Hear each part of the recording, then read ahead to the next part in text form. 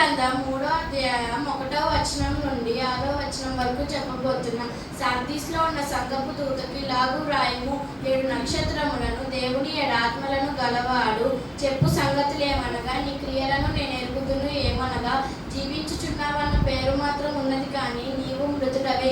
నీ క్రియలు నా దేవుని ఎదుట సంపూర్ణమైనవిగా నాకు కనబడుట లేదు. కనుక జాగరూకుడవై చావనయున్న మిగిలిన వాటిని బలపరచుము. నీవేలాగు ఉపదేశం పొందితివో, ఏలాగు వింటివో జ్ఞాపకము చేసుకొని దానిని కైకొని మారు మనసు పొందుము. నీవు జాగరూకుడవై ఉండని ఎడల నేను దొంగ వలె వచ్చేదను. ఏ గడియను నీ మీదకి వచ్చేదనో నీకు తెలియదు.